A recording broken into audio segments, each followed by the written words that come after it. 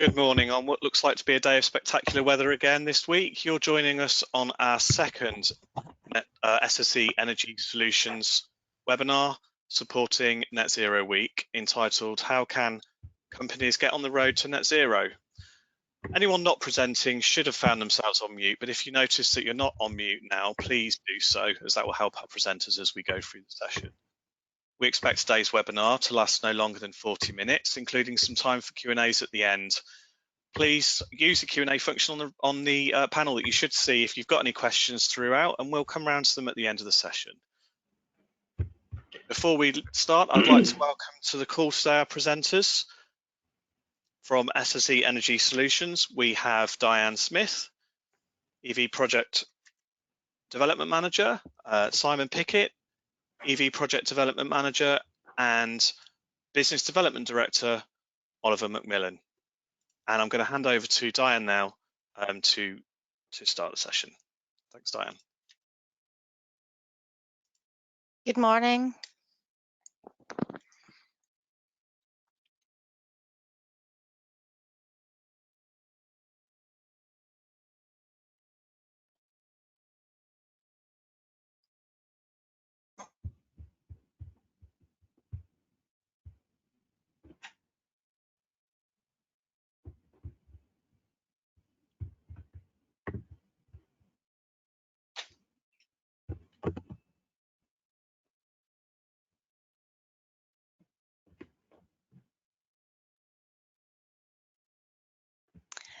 Good morning, everyone. Apologies for the delay there.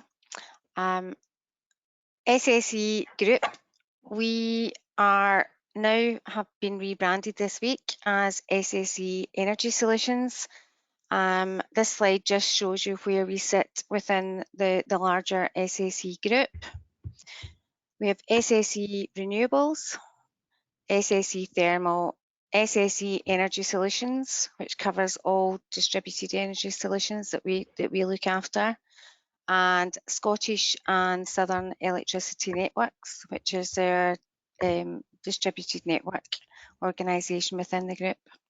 We're all separate parts of the group, hence why I would go through this slide.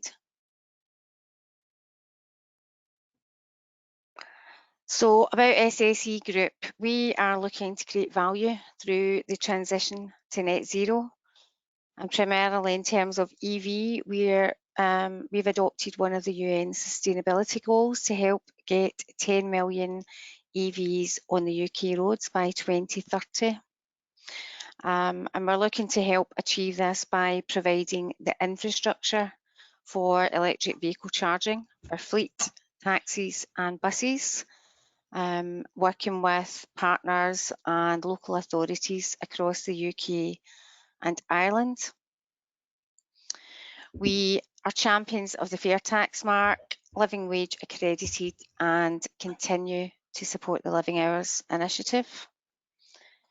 And within our carbon intensity strategy, we are looking to cut carbon intensity of electricity generation by 60% by 2030 based on 2018 levels. We're heavily investing as well within this sector, a £7.5 billion investment, capital investment expenditure across the next 5 years, focused on core strategic decarbonisation projects. So that's almost £4 million every day.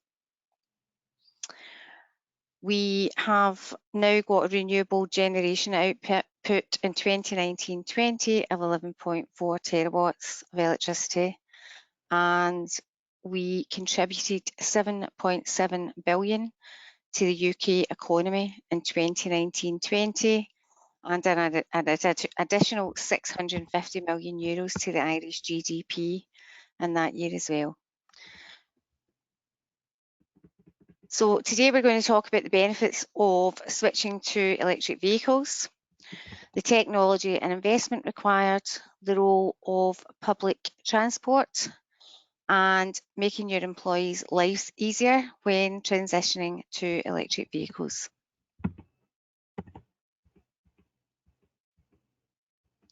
So the benefits of switching to EV.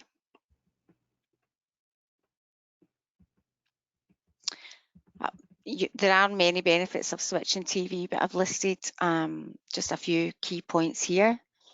No tailpipe emissions, so better air quality. And for businesses, that means exemptions from the congestion and clean air zone charges that will be applied across UK cities in the next 12 to 18 months. For company cars, you've reduced vehicle excise duty and benefit in kind, which in turn is a reduced national insurance contributions for employers as well. Service, maintenance and repair costs are reduced, which gives less downtime for fleets. And total cost of ownership. So models are now showing that electric vehicles are now cheaper to run than ICE vehicles, as battery costs have fallen and residual values have increased. And, there's 120 new EVs being introduced to the market this year as well. Write-down allowances as well, 100% of the purchase price against a business's corporation tax liability. And for workplace charging, there's benefit in kind exemption on charging at work for employees.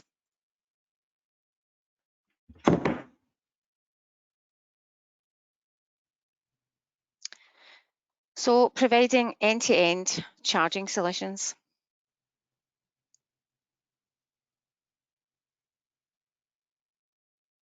So I'm going to pass you over to my colleague Simon Pickett, who will run through the following slides on the technology and investment required.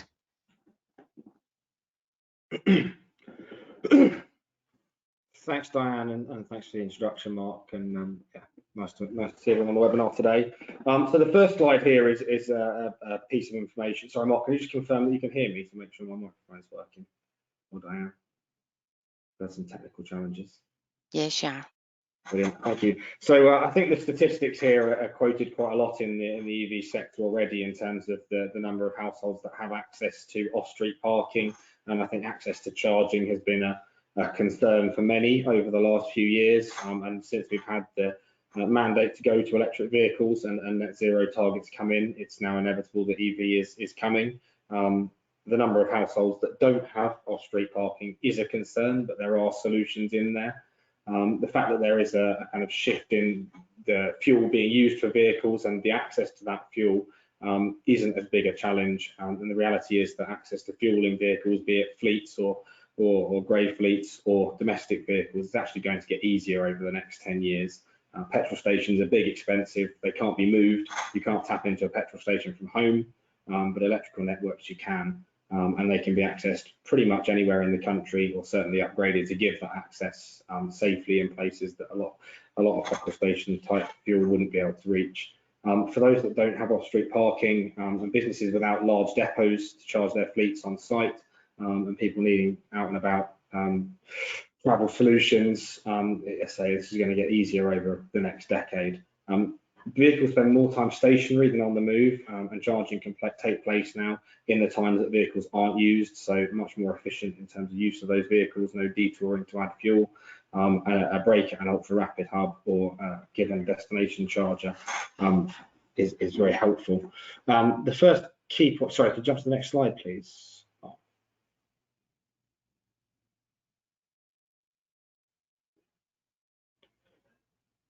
So I think the first key point to note here is that there is a wide range of use cases when it comes to transport, and EV will have to pick up those different use cases and variations.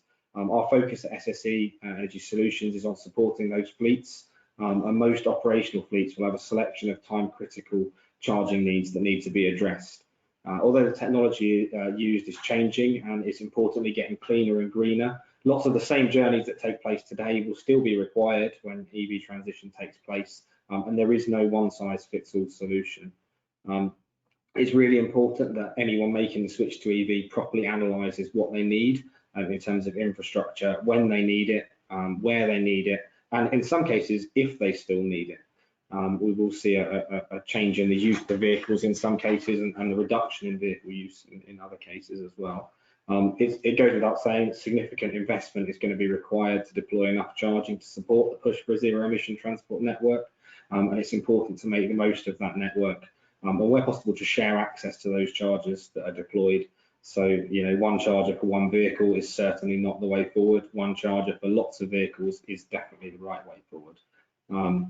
And sharing that access with businesses and communities alike is going to be increasingly important as well. So an operational fleet running during the day and charging vehicles overnight can leave a depot empty for other users to make the most of that grid connection during the day when they're not there. SSE, as you can see, is investing in a network of ultra-rapid charging hubs across the UK and Ireland to support those businesses and communities get access to the charging that they need when and where they need it.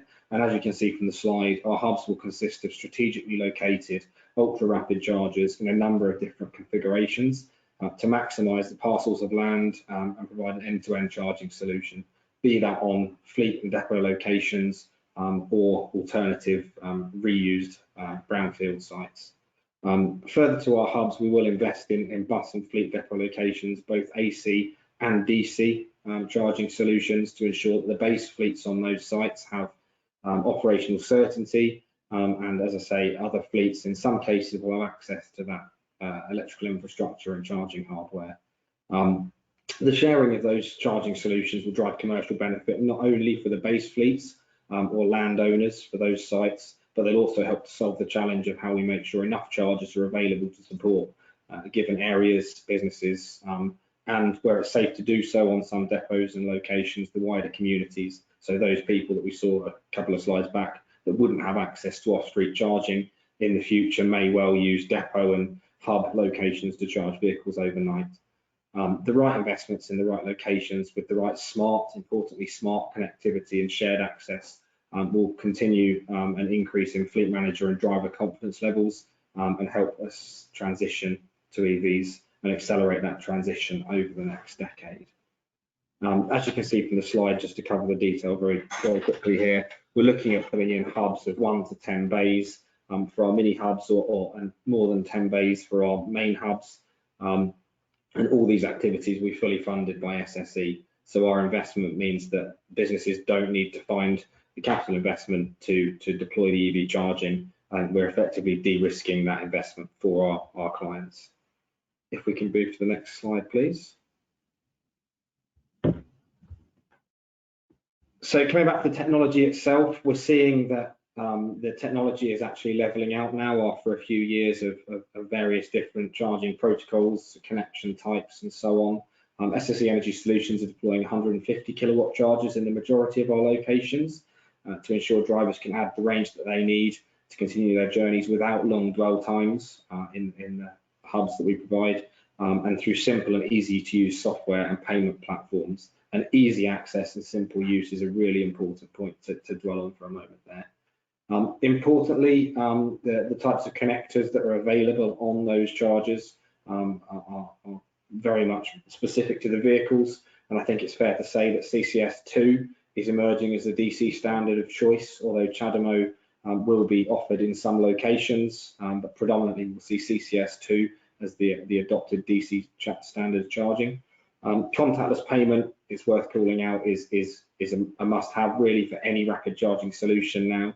And obviously a properly functioning back office and data platform needs to sit behind that to give users, fleet managers, depots and landowners accurate, detailed data around energy consumption, cost, charger availability, location of chargers for people that haven't been to a site before, as well as a selection of support services for the management of those sites, such as remote diagnostics, fault finding, and the various support mechanisms needed to keep that charging operational 24/7.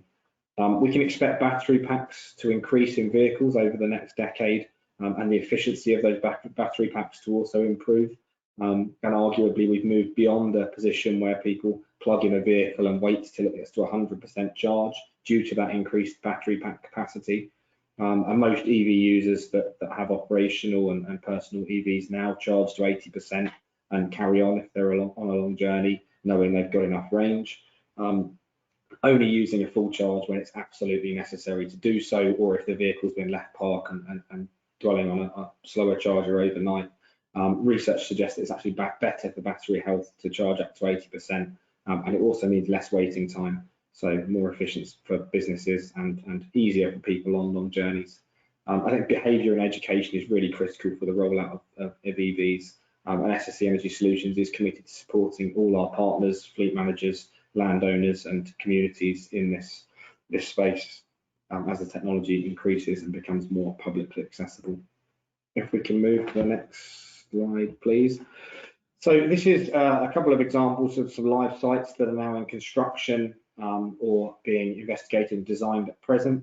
So you can see quite a range of different locations.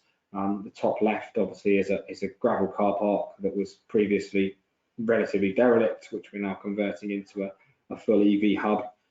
You can see the image to the right of that is the final output that is currently ongoing. As we've mentioned previously, the locations for these hubs are strategically selected for ease of access, operational suitability and electrical connectivity. So we need to be able to get enough power to the site to get enough power into vehicles at the right time in the right place. And for fleet managers and operational fleets, having the right speed of charge or power rating is really important, and having it on the key transport routes.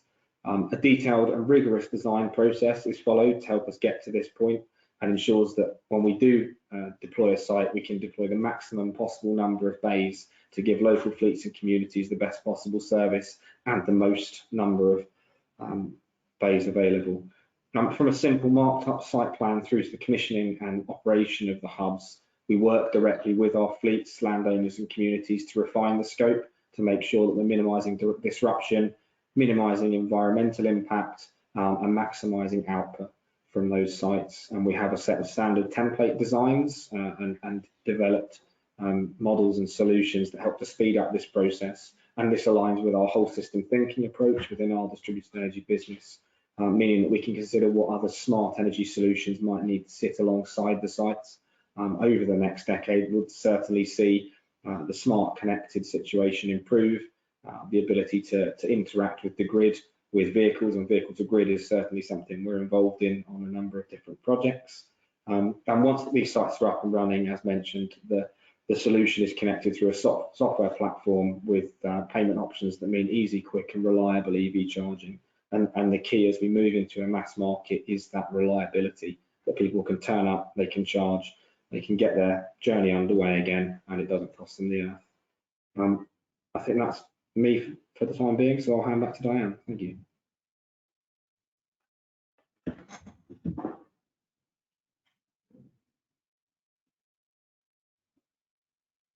Hi.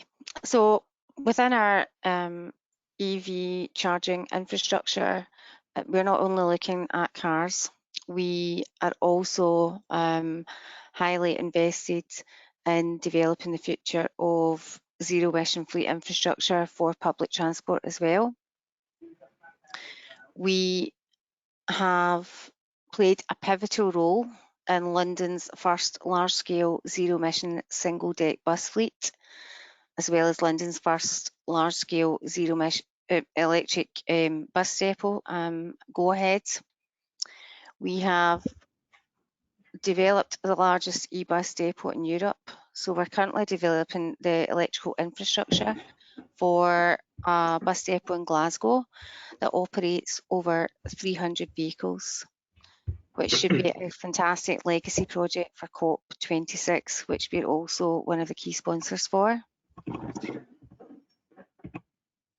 In terms of innovation as well, we have been part of the world's largest vehicle to grid site for a bus to grid project, and it's been led by our SSC enterprise, which is now Energy Solutions, generating electricity from buses when they are not in use.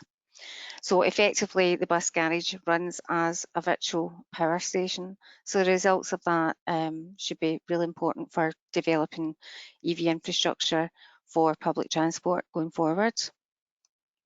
Within these bus depots, the buses have got large DC charging batteries, which require their charging overnight. but during the day, the bus depots are empty. We can then use these as shared use community hubs. So it supports local businesses through shared use of the electric vehicle charging infrastructure. The charging hubs can be used by buses at night, other electric vehicles during the day, whether that's taxis, delivery companies or fleets. Can I have the next slide, please?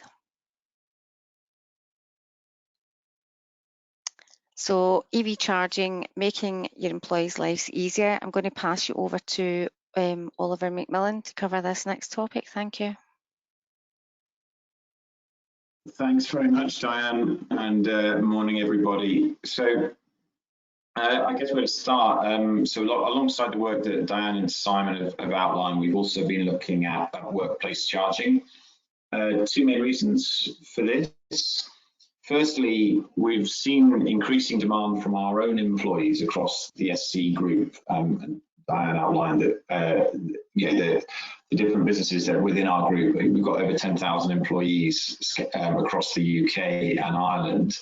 And we've seen a lot of increasing demand from them across all of our sites for more EV charging infrastructure. The basic message is people want to be able to drive to work. They want to make the transition to EV. They want to be able to drive their EVs to work, plug their car in, and know that they've got enough juice to get home, basically. And so we've responded to that as a business by starting to roll out EV infrastructure to facilitate this. At the same time, we've also seen over the last couple of years an increase in inquiries from our energy supply customers about installing EV charge point infrastructure at their sites. And it is pretty much, is primarily being for office locations, but it's really anywhere people drive to work. And that, that's a vast array of different types of location.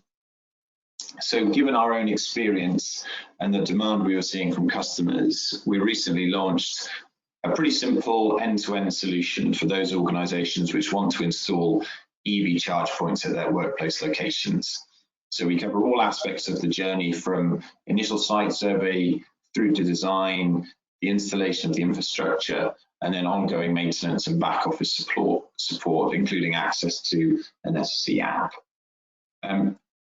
I think one of the main things to call out about this particular product, this particular solution, is that we recognize customers may want to start at the smaller end and scale up over time. So you're not necessarily going to want to electrify 500 car parking bays in one go. You might want to do that gradually over a period, and this solution is been designed with that in mind. It's designed to be scalable. And we can, of course, provide 100% renewable electricity to supply your business and your EV charging network. And I'll talk. I know there's been a few questions about green energy supply, and I'll cover that at the end. So that's me. I'll just pass back to Diane. Thanks very much.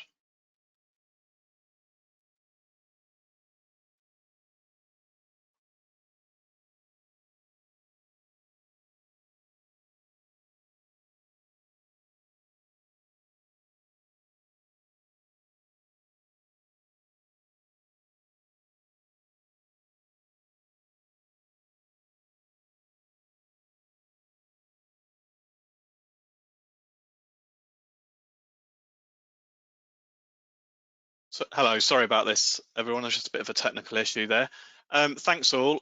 We've actually had some questions that have already come in. If anyone's got any questions and would like to ask the presenters anything today, please use the Q&A function that you should find on your screen, or use the chat function, and we'll come back round to you.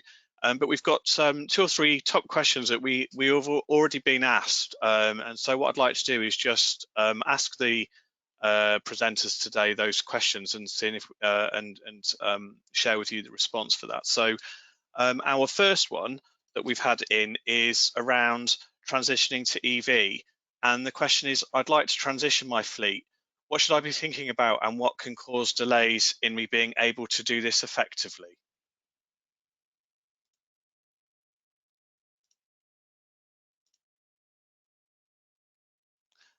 Let me just unmute you all.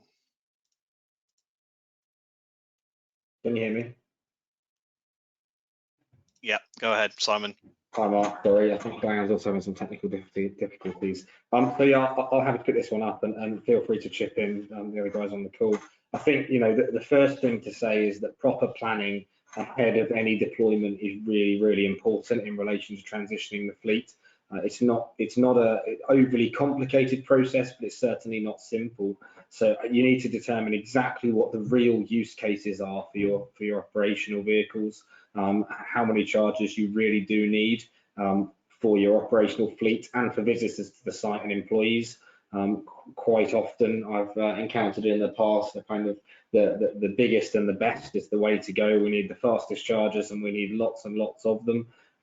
Actually, that in itself can cause delays, because if you're putting in lots of chargers, you need more power. The more power you need, the bigger the connection you need. That might result in an upgrade. And upgrading an electrical network, especially if you need support from DNO or independent connection, then you know that will add time and effort into any project.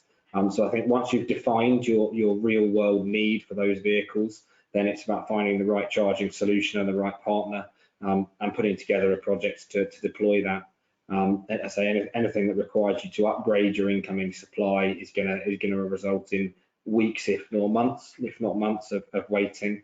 And you also need to make sure that you're aligning the vehicles arriving and people getting access to those vehicles in line with the charger deployments. So you don't really want to put an entire deployment down and not have the vehicles available. So managing that vehicle delivery schedule is really important. Beyond that, you know, the access to the chargers is readily available in terms of the purchase of chargers. There's lots of options and hardware available. And again, there's lots of software solutions available. I think making sure you have a service that's the right level for you is also important. So there are all sorts of options from kind of free vend, simple platforms that need to be smart. Everything needs to be smart as of, I think, July 2019. But to make sure that you're collecting the data that you need, but you're not paying for a service that's above and beyond that you're not going to use. Hopefully that answers the question. Thanks, Simon. I'm going to go to one from the audience now. And this is from Jane Atkinson. And Jane asks, looking at the images for the car park and garages being proposed for development or in development, what considerations are being applied for the prevention of vandalism of the units or sites? Yeah, I can. Do you want me to come in on that one, Simon, or are you happy to take it up to you? Yeah, feel free, Kevin. Hi there. Good morning, everyone. Kevin Wellstead. I'm the Sector Director for EV for SE. Apologies, I had technical issues, so I couldn't join the kind of way that Mark's at. So we're putting a number of steps in place. We're putting in CCTV at all of our sites. We're putting in registration recognition software with the charges and bits and bits, and also on some of the sites, depending, we'll do a risk assessment for every site, because some of them are fairly open in well-lit areas, and we'll manage each site by its individual risk assessment. But where there's a need, we're also considering security to do reviews of the sites periodically overnight, but it all depends where the sites are. And leading on to that, Jane also asks, what are the plans for induction charging at a later date, which would reduce physical risk to charging assets? I guess this one is all dependent on the technology being in the cars as well, but do we have any view on that at all? Yes, we do. Yeah, we're evaluating being part of a trial, one of the first UK trials that will be looking at induction. But Mark, you're absolutely right. At the moment, the preferred option for OEMs is to go with the plug-in option. And whilst, yes, you've got the above ground consideration of managing and owning that asset and making that asset serviceable and available, and our number one priority is the user's safety. We absolutely get that. I think you've also got to consider with induction the huge additional cost if you're going to start putting induction pads into and the civil engineering that goes with that. So what we're doing with all of our technology, and I think it's fair to say that we're keeping as close to all the technology and innovation that is going on within this sector, and we obviously expect the technology to change as we go through this decade and into the next. What we install at our first hub won't be what we install at our last hub, but it's really just making sure that we understand the new technology, we understand the benefit cases, we understand the safety cases, and we're quite happy and already having our business model and our business plan over the next 5 to 10 years to invest, and we can pivot that investment depending on where we want to channel it towards the technologies that comes down the tube from the various OEMs, the battery technology, the charging technology. So yeah, we're trying to maintain a fairly agile and open mind in what is an ever-changing environment with EV. I think just to add to that, Kevin, I think that induction plot charging will have a certain specific use case. So the ability to authenticate and start a charging session is very simple with an above ground rapid charger. It's very clear and easy to know how to use that. I think that the deployment of induction charging will need to be in areas where you can ensure that it's specific to certain user groups. Just as an additional point. Yeah, no, absolutely. And again, it's like hydrogen, it's like battery induction technology. There will be certain sectors within EV and segments that need a different technology to create the environment they need for their business, and we're looking and we'll work with all that innovation, which is why we've heavily invested in the innovation with the Buster Grid project, making sure that we could understand that commercial case early, ahead of time, such that we can then think about how we can use it and give the best benefits back to our customers as we move through that investment process. Great, thank you both. I would just like to add as well with induction charging as well, a lot of that will be dependent on the vehicle manufacturers as well, and whether they go ahead and deploy the technology to make it feasible to use induction charging, which isn't there at the moment. Yeah. Thanks. Okay, so our second question then, I need the energy I use for my EVs to be green.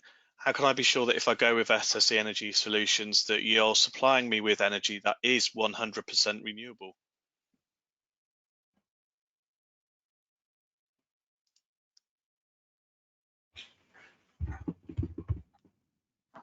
Thanks, Mark. So yeah, from an SSC Energy Solutions perspective, I guess the answer lies in the group that we're part of. So SSC is the largest renewable generator in the UK. All our renewable electricity is produced from onshore wind, offshore wind, and hydro. As Diane highlighted earlier, that portfolio produces around between 10 and 11 terawatt hours annually. So as an SSC supply customer, you can be assured that the renewable electricity that you purchase from us is 100% asset backed. All of that power is generated by our assets. We have a kind of range of green energy supply products to choose from, and we're also working on some new EV tariffs, all of which will obviously be 100% renewable electricity backed, and we hope to launch those shortly. Thanks, Mark. Right, thanks, Oliver. And our last question then here we've got so far is, some of my employees don't have private driveways. How can I transition when they've no ability to charge at home? I'll come in with that one to start with, and then the others can chew it. So one of the things we actually understand this quite well for two reasons. One, the vast majority of our own utility vehicles actually don't go back to base, they return to home. So we've been able to glean quite a lot of data from thinking about how we're going to transition our own fleet, as I think Oliver alluded to earlier in the call. But also we've been part of an Innovate UK project, which was absolutely focused on how you can help residents that don't have off-road parking transition to EV, and that was in conjunction with a local authority looking at how we can recycle the utilisation of local authority car parks overnight to service that need to allow people to transition. So I think what we took from that, and we were also one of the leading players in the TfL task force, and what that led us to develop about a couple of years ago, we started developing this, was how we could provide community-focused EV charging hubs that could allow people to maintain the agility of their business and not have to think about drastic changes to where they're going to put chargers, if maybe even have to consider putting chargers in their depot where their current fleet and drivers take their vehicles home. So that's how we came to the conclusion that we needed to be part of the solution and heavily invest in charging hubs. And that's what we're going out to do, and that's what we're developing at the moment. So, we believe that one of the key areas that's going to be needed for people that don't have that off-road parking, whether they live in a flat, have a driveway, live in a terraced house, whatever it is, particularly across metro cities, towns and urban conurbations, is having these ultra-rapid charging hubs that can give people the ability to up their vehicle at any time of day as flexibly as possible, with some facilities on site or close to the site, and just do the charging. So they don't, what we want to create is that backbone, so they don't have to think about charging, and they actually know it's going to be where they need it. They can zip in either over their lunch break or on the way to work or on the way home. They can have a quick charge and then go off on the merry way. And that's what we've developed. And we've got ambitious plans. We're looking to invest in up to and around 300 of these hubs. Obviously, planning and size and getting the land is key and critical to the process, but we're on that journey as we speak. And over the next 6 months, we will be opening 5 of these sites, and then in the next 12 months, we'll probably have somewhere between 20 and 30 open. And we're going to carry on that process as we go over the next 5 years and potentially beyond. I think it's a bit of a tongue-in-cheek comment here, but I think the fundamental point to call out is that people don't have petrol stations on their driveways. So we're not getting rid of something that was available. People previously had to travel to fuel vehicles up. They're still going to be available to do that. So you can still park on a hub. You can charge up. It might take a little bit longer now. 20 minutes, not 5 minutes, but that availability is still there. I think the ability to charge at home is a value add that we can see for some people, but not for all. The other thing that's really important to call out, and we covered it earlier on the presentation, is what's the actual requirement, what's the use case. So especially post-pandemic, the amount of miles covered, and we'll wait and see as we go back into sort of post-lockdown world, but the amount of miles covered by people to and from work on an average day is not a huge number of miles. I believe it's under 20 miles each way for the average commute, and vehicle ranges now are up towards sort of 250, 300 miles. So you realistically only need to charge on that sort of use case once a week, and 20 minutes, 30 minutes once a week is not much more than you need to do on fueling. So that's important, and I think the hubs that we're putting in will allow people to get access to that fairly readily. Also, there are lots of solutions being implemented on the public highways and on street charging options, so they are there as well. And also vehicles that travel to depots would potentially be able to top up while they're at a depot if they're an operational vehicle loading, or while they're at site doing their work. We also want to help fleets transition a lot faster than they currently can, and most fleets we speak to, the only fleet company car drivers that are actually offered an EV at the moment is where they have ability to charge at home.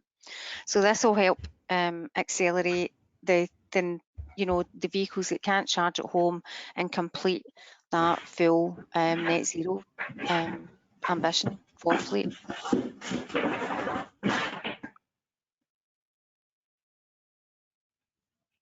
Great, thanks all. I think that is now all of the questions that we've had. It is all of the questions that we've had. If anyone in the audience has any further questions, you've heard a lot of detail there from our presenters today, and thanks Kevin, Diane, Oliver and Simon for taking us through that information. If you have any further questions for our EV team, they can be reached at evteam@ssc.com. And also, you can also find information on our new website, sscenergysolutions.co.uk. Thank you very much, everyone, for joining us today. We hope you've enjoyed the information that that's been shared with you. We have another webinar tomorrow as part of Net Zero Week, which is around the topic of digitalisation and how digitalisation can be used to accelerate your path to net zero. And within that webinar, you'll hear from our energy optimization and platform operations director, Eunice Maybe, and head of Mayflower Smart Control, Patrick Mitchell, on all about how digitalisation and some of our smart offerings can be used to accelerate your path to net zero. So if you'd like to join that webinar, please, if you're not already registered, go along to netzeroweek.com, where you'll find the link to the registration for that. Thank you very much, everyone, for joining us today. Have a great day, and we hope to have you join one of our webinars again in the future. Thank you.